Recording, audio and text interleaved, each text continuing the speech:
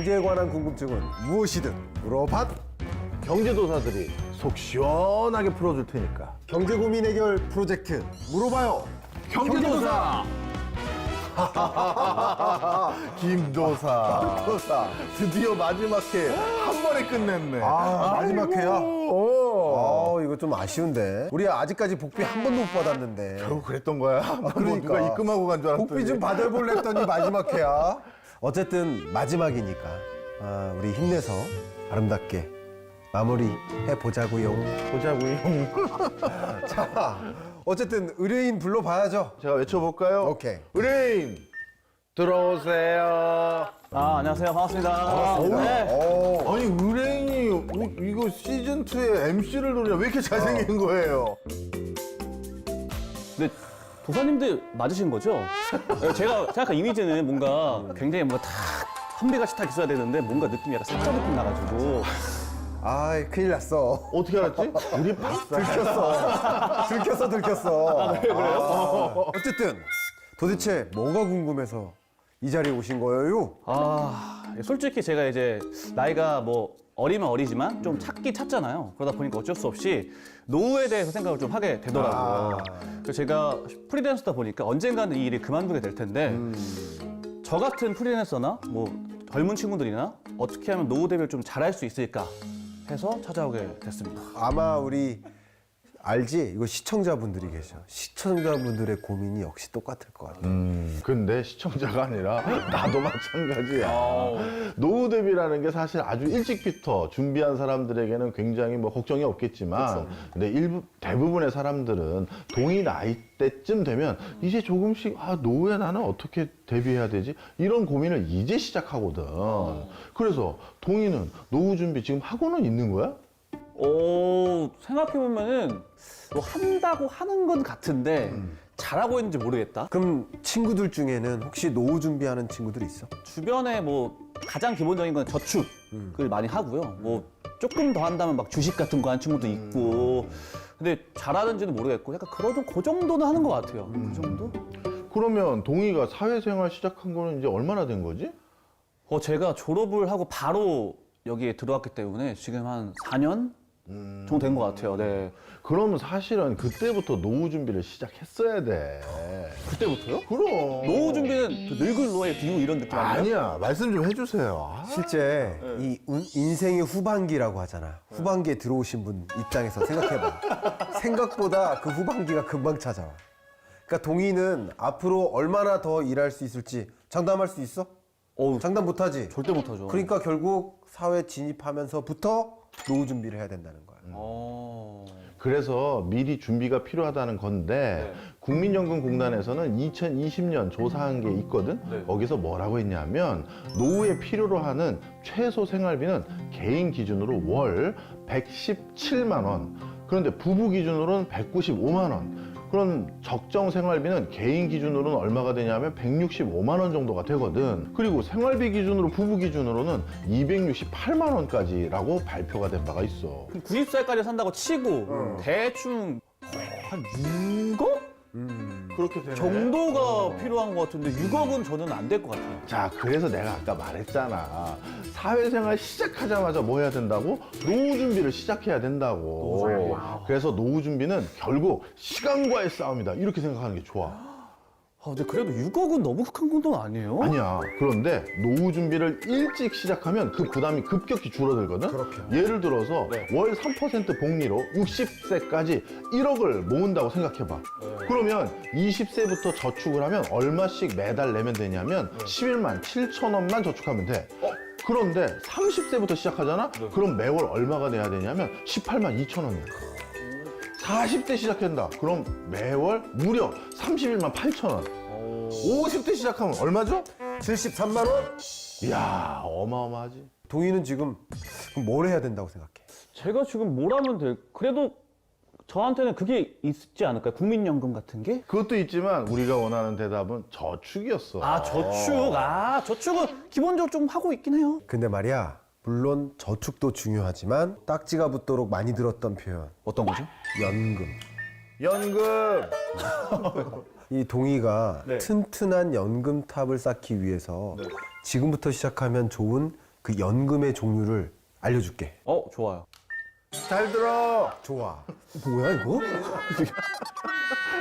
자, 연금에는 대표적으로 공적, 공적, 퇴직, 퇴직, 개인연금 개인연금. 이렇게 세 가지로 분류를 하는데 공적연금은 공무원 연금이지. 공무원. 또 군인, 군인. 별정 우체국, 사학연금과 같은 이런 연금이 있고 네. 또 보통 회사원들이 매달 내고 있는 게 있지. 그 고용보험에 속하는 국민연금, 또 공무원연금 이런 것들이 다 포함돼. 근데 직장인들은 말이야 의무가입이 이미 되어 있고 자동 납부를 하고 있으니까 이미 가입되어 있다라고 생각하면 되겠지. 퇴직연금은 말이야 일단 기업의 사회적 책임이라고 들어봤어? 처음 들어봐요. 기업의 이 사회적 책임의 일환으로서 마련된 제도 그거야. 근데 기업과 함께한 이 사원의 노후를 보장해야 되잖아. 그쵸. 그렇게 하기 위해서 기업은 이 준비한 이 연금으로 이 두 가지로 나뉘는 거야. 바로 확정 급여형이 있고 확정 기여형으로 나뉘는 거야.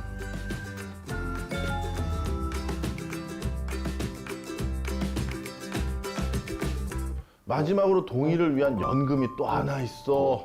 뭐가 있습니까? 바로 개인연금.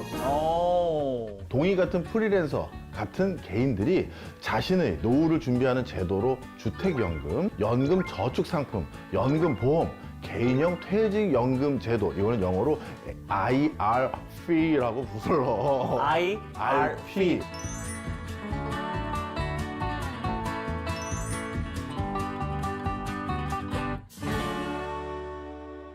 제가 알기로는 연금 보험이랑 연금 저축 상품 이렇게 두 가지가 있는 게 알고 있는데 이 두 가지 다 가입을 해야 되나요? 연금보험과 연금저축상품은 국민의 노후를 책임지는 국민연금 플러스 안정적인 노후 생활비 보장을 받기 위해 가입하는 일종의 연금 상품이라는 공통점이 있어. 그런데 두 상품을 비교하면 명확한 차이가 있거든. 그게 뭐죠? 먼저 납입 한도가 다르다는 점이 분명한 차이가 있고, 연금보험은 저축성 보험 상품이라서 납입 한도가 별도로 없는데, 연금 저축은 가입 금액에는 제한이 있어. 소득세법에 따라서 연간 1,800만 원까지 한도가 있지. 그래서 가입 전에 한도를 따져보는 게 좋아. 또 있어. 판매처도 달라. 자, 연금보험은 생명보험사에서만 판매하고 연금저축은 생명보험사뿐만 아니라 손해보험사, 증권사, 은행과 같은 다양한 금융기관에 걸쳐서 판매하고 있다. 또 하나 다른 점이 있다면 바로 연금보험은 비과세라는 게 다른 거야. 비과세. 연금 저축 상품은 세액공제가 되지만 연금보험은 따로 세액공제 혜택은 또 없어. 복잡하지? 제가 듣고 있는데 뭐가 더 좋은 건지 뭐 알 수가 없는데 지금. 그러게 나도 설명했는지 좀 힘들다. 어떻게 되는 거예요? 자, 일단 연금보험에 세제 혜택은 물론 없지만 대신 연금 수령할 때 비과세 혜택이 부여될 수 있으니까 굉장한 혜택이라고 볼 수 있고, 또 대신에 연금저축에 가입한 근로자는 연말정산 때마다 세액공제를 또 받을 수 있으니까 또 급여액을 확인하고 총 급여액에 따라 이 공제 한도와 세율을 미리미리 체크해두면 좋지. 혹시 근데 연금보험을 가입하신 분들의 혜택은 뭘까요? 연금보험에 꾸준히 납입한 금액에 대해 매기는 이 이자를 받을 수 있는 거야. 네. 그럼 또 다른 점이 더 있을까요? 있어. 수령 시기가 좀 달라. 시기. 연금보험은 만 45세부터 언제든지 수령이 가능하지만 연금저축은 저축기간이 5년 이상인 가입자가 만 55세를 넘겨야지만 가능해. 그래서 정리를 해보자면 연금보험은 나중에 수령하는 시기에 혜택이 있고, 연금저축은 연말 정산하는 근로자가 매년 세액공제를 받을 수 있다는 장점이 있는데 공통적인 주의사항도 있어. 뭐죠 그거는 도대체? 바로 주의해야 될 것은 오케이. 중도해약 시 손해. 가입해두고 뭐 이런저런 사유 때문에 뭐 중간에 해지하면 엄청난 불이익을 받을 수 있다는 거. 또 세액공제를 안 받는 연금보험이라고 마음 턱 놓고 있는 거 역시 이것도 위험하지. 그러니까 납입 원금과 해지 환급금을 비교했을 때 환급금이 더 많다면 차액만큼 이자 소득세가 붙는다는 거. 그러니까 자신의 상황에 맞춰서 상품을 잘 선택할 필요가 있겠지. 이제 동희에게 남은 건 동희에게 잘 맞는 연금 상품을 슬기롭게 선택해서 오랫동안 꾸준히 거기에 적립을 하는 게 무엇보다 중요하지. 또 뭐가 있겠어? 너의 가장 큰 재산, 건강하게 오래 살아야 되잖아. 아, 맞아요. 너의 건강을 관리해야 된단 말이야. 네. 또 그래도 만약에 불안하다. 그러면 노후에 할 일들을 미리 찾아봐야 돼. 노후에 나 스스로를 부양할 수 있는 능력을 갖추는 거. 결국 제2의 삶, 제2의 직업도 꾸준히 고민해 봐야겠지. 이야. 너무 중요하다. 자, 그러면 우리 경제도사의 마지막 의뢰인인 만큼 오늘 타로를 하나 뽑아줬으면 좋겠어. 타로요? 좋죠. 이분이 또 유명한 분이야. 그냥 아무 뽑으면 돼요, 진짜로? 두 장 뽑아봐. 이거 2개 하겠습니다. 자, 김 도사님. 자, 이렇게 노후를 준비하면 결국 어떻게 된다는 거야? 나만 행복한 게 아니라 어. 부인도 행복하고 와우. 그 둘의 가정의 행복을 보좌하는 박도사가 위에 있잖아.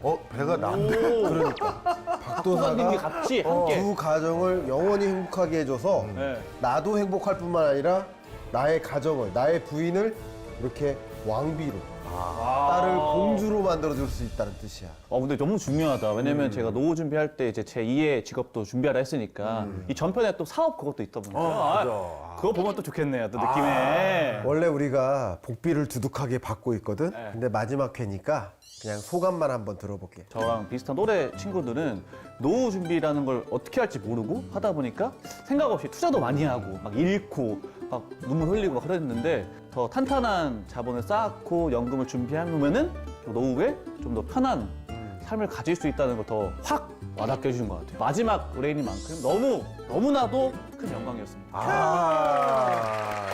오늘도 다 같이 고민 해결!